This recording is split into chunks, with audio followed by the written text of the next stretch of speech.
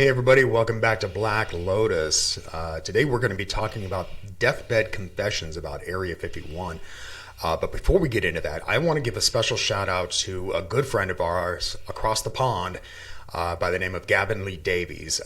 He has written a book, he's written several books, but his latest one is called Haunted Horror of Havenfordwest. And if you are into the paranormal at all, you've got to read this book. It is amazing. He doesn't just tell his story about the terrifying experience he went through, but there's also a lot of insight into him, and I found it very interesting. But anyway, I'm going to drop a link in the description, and definitely check that out. If you're into ghosts and that kind of thing, hauntings, you need to check that out. Also, when you subscribe, I want to remind you to smash the little bell. Because that way you get notified every time we do upload a new episode. And don't forget that we have a group at Facebook where we talk about all things weird and unusual, everything that is Black Lotus related. So it's at facebook.com/groups/Black Lotus discussion group, and definitely check that out. Again, I'll drop a link in the description, and it's a great group of people, no trolls, and Ralph and I moderate this thing. We're the admins of the thing, and we pay very close attention to what's going on there. So there's no infighting and all that stuff, and it's I've so never great. been part of a group that has so little with trolls or anything like that. Yeah. You usually always get them. We haven't had any problems. Great group. Yeah, really is. And but anyway, let's get into this. So the other day I had Ralph and I have a mutual friend of ours, and I can't mention her name or anybody else's name in this because she and her roommate's lives are kind of in danger just by spreading this story. But anyway, the story goes, she calls me up because she knows that Ralph and I are into this stuff. And she tells me that her roommate, who she's known since she was like 6 years old, I think she told me, his grandfather, way back when, back in the 40s, worked for Sandia Laboratories in Sandia, New Mexico. And evidently that is the lab that was first in contact with the Roswell crash. And the reason being is because they're radiation, they deal with radiation and that kind of stuff. But anyway, so he led up a team because he was some sort of scientist. I don't remember what she told me. But anyway, so he led up a team there and to collect this stuff. And while he was there, he saw the dead aliens, and he said that there was one still up and walking around and still living. So anyway, while he was out there, he had to not tell anybody, and he was sworn to secrecy by threat of death. And basically, they said, if you say anything, we'll go after your family, and we'll go after you. Scary stuff. There's a lot of holes in the desert, man.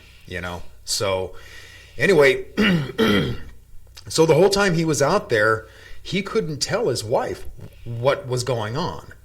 He couldn't say where he was, right? And so he lived with this guilt his whole life for not telling her. And she was always suspect that he was cheating on her or something. So on his deathbed, and I mean right before he died, he called his wife over and he said, I want you to know that it's all true. And this is what I went through. And I want you to know that there was nothing nefarious going on with me. And I just want you to know that, that this is all true and that aliens do exist. And so he had some hand in transporting this stuff out to Area 51, apparently. Amazing. And so he worked in Area 51 as well with this stuff. So, I mean, it's really a fascinating story. And the thing is that his mother knew this information, and he said, you can never tell anybody about this. So she swore herself to secrecy, and she died. And then their daughter, who was her roommate's mom, she ended up dying. And then by the time he got to know about this story, and there's the other thing too. When the grandfather died, the family was given $150,000. And because they had some sort of contract signed up that if you died because you were in contact with the radiation, and he died of lymphoma, I think she said, then the family would get $150,000. So anyway, so by the time her roommate found out about this, he had no idea what was going on, and his brothers. It was supposed to the $150,000 was supposed to be shared between him and his brothers, and then but then by the time he got it, his brothers had also died, so he was the lone survivor. And now that's why I say I can't say his name, I can't say our friend's name, because I mean if it's leaked, then their lives could certainly be in danger, So yeah. Interesting story. A really, really weird story. Kind of 6 degrees to Kevin Bacon's story too. So yeah, you're right there. Yeah, no doubt. But anyway, yeah. But there have been other people who have been on their deathbed and confessed about working at Area 51. It seems like it happens a lot, and I can understand that. You're on your deathbed, you got to clear your conscience. Yeah. Well, and a lot of these people have nothing to gain. Well, right. Nothing to lose and nothing to gain by sharing this information. They're going to die anyway, right. I mean, the first one we're going to talk about here is a 78-year-old guy, and his name was Boyd Bushman, and he insisted that aliens had made contact with Earth, and that he, along with other scientists, had been working on reverse engineering alien technology. And, he talks to a reporter about this, and the story was widespread on the internet. Yeah, it's probably one of the best known deathbed confessions. Yeah, and he also had photos of the aliens that were there, and he, I think he said that there. What did he say? With respect to alien craft, we have American citizens who are working on UFOs 24 hours a day. We are trying to learn what to do. He also had photos of the aliens, like I said, but they weren't really too crisp. They're a little bit blurry, and they look like they could have been faked, maybe. Well, I've read about these photos, and supposedly the photo looks exactly like the aliens that were being sold at Walmart at one point. Oh, is that right? Yeah. So that kind of put a little hole into his story, but as they released some FBI files about declassified them about the area, it is known that he did work there, though. Really? So it is. He does have proof that he worked there. It is confirmed. Well, and the thing is, I don't know why he would fake a photo. I mean, because it does kind of look fake a little bit. But why would he do this? Because here, I did a little research on the guy, and he was a senior research engineer for the aeronautical firm Lockheed Martin. And he was a gifted inventor, apparently. He has like 28 patents to his name. And he had a career spanning 40 years. So why would he tarnish his reputation by doing this? He had nothing to lose and nothing to gain either. Like That's exactly right. He was close to death. He was with his, I forget what disease he had, but yeah. What he was dying of. But I found it quite interesting. One of the things he did is he said the planet that they came from was called Quintamania. Quintamania. Yeah. And that they were from 68 light years away. Mm-hmm. But it would only take them less than an hour to get here. Really? That's pretty fast. By bending space-time, I suppose? I'm sure that's the only way I can think of. You can't go that fast in anything that we know of. A wormhole or something, yeah. But he also said that Area 51 contains 2 groups of aliens. And he said, all of whom have long fingers and webbed feet. And they both come from that planet. Oh, interesting. So it's interesting that one planet would have 2 alien species on it. They're supposed to live to be 230 years old. Really? Yeah. Huh. And they actually said that they were responsible for the cow mutilations. Oh, okay. That had taken place. Okay. So I don't know. It's a lot of information to take in, but yeah. I just think it's really interesting that they would have two intelligent alien species on that planet. We talk about this a lot. I mean, about other intelligent species on Earth that could be humanoid of some sort. I mean, like Sasquatch, or what was that pygmy tribe down in South America somewhere? But they actually named them hobbits. Okay. You remember that?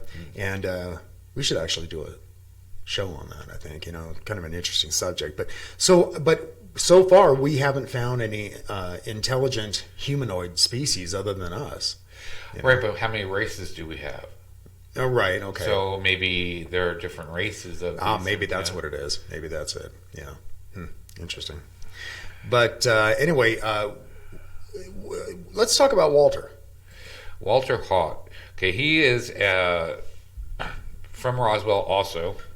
He was there, supposedly witnessed things from the Roswell crash back in 1947 when all that happened. In 2005, right before he died, he did a...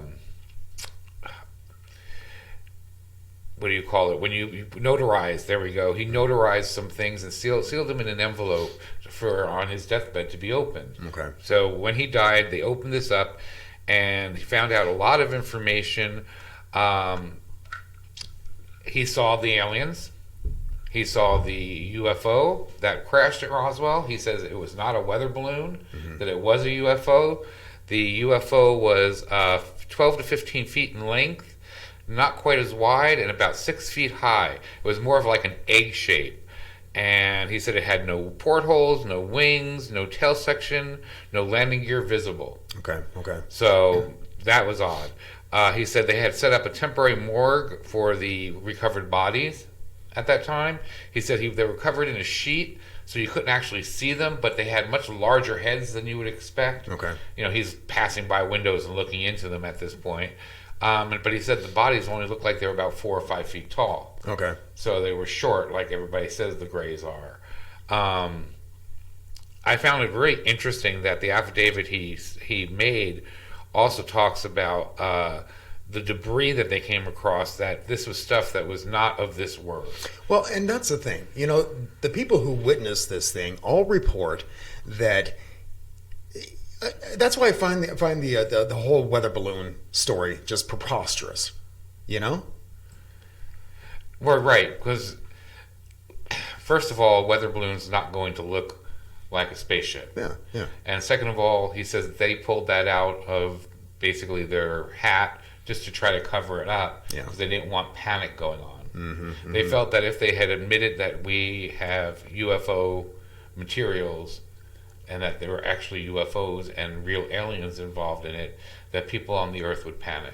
Yeah. I don't know if they would or not. Yeah, I don't think so. Not anymore. At least not anymore. Yeah, I mean, back when they might have had a hard time accepting it, But I think today, full disclosure, bring it out, people. Bring the full disclosure out. We can handle it. I think even the Pope, dude, he even said they're God's children as well. He doesn't think that we're necessarily the chosen ones anymore. Right. I mean, so even with him coming out and talking about that and how it may affect their religion, I think people can handle the shit. I really do. But I find all these deathbed confessions probably more reliable than a lot of things, like we said, because they have nothing to gain and nothing to lose. Yeah, absolutely. At this point, the only thing they might get their name might be, put into history for trying to be a whistleblower, but that's about all they're going to get out of it. Yeah. What else did you find about Walter Haut?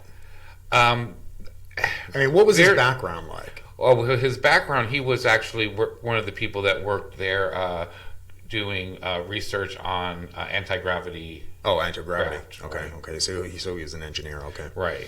Okay. So. But you know what? Let's talk about Ben Rich, because I found something that was kind of interesting about that. But what do you got? Well, he said that on his deathbed that we had the technology to actually take ETs home again. that we have ships that are going 1,300 miles an hour, and that basically if we've seen it on Star Wars or Star Trek, that they've already been there and done that, or they just said it was a waste of their time. Right, I've heard that come from him. Yeah. And I believe it because, folks, as you know, we live in Las Vegas, and there are things in the Nevada skies we've seen here that we just cannot explain. We know the difference between a UFO or some sort of, unidentified craft as opposed to planes. Right. We have an airport on either side of us. It's always noisy here. We've got McCarran Airport, and then we've got the Las Vegas Airport, and their flight paths go right past our house. And then we also have Janet Airlines, which is the only way people get into Area 51. And it goes right over our house. Right. So we know airplanes. We see a lot of airplanes, but we've seen some stuff in the skies here that we just cannot explain. And so I think he's right. I think there are things in the skies that are just Star Trek. Well, like we've talked about before, we always say that, there's so many years ahead of what we're actually seeing. He says that we're 50 years ahead of what anything we know that we see nowadays. We're 50 years beyond that. Oh, I don't doubt that a bit. And that wouldn't surprise me. Yeah. On the other hand, I saw something on the web where people are saying he did not say that. He would never say that. And so I kind of wonder if he did say it and he got threatened. I wouldn't be surprised. I don't know. But on his deathbed, he apparently said this. So I don't know. Maybe his family was threatened, kind of like our friends. Right. So maybe he just backtracked it.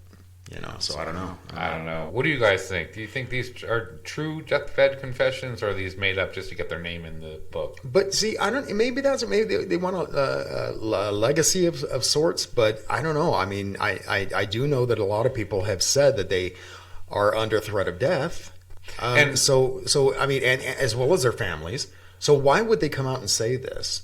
We only picked these couple of four people to talk about, but there are many more out there too that... Well, okay, let's talk about Bob Lazar and what he's revealed. Why isn't his life threatened? Why is he still alive?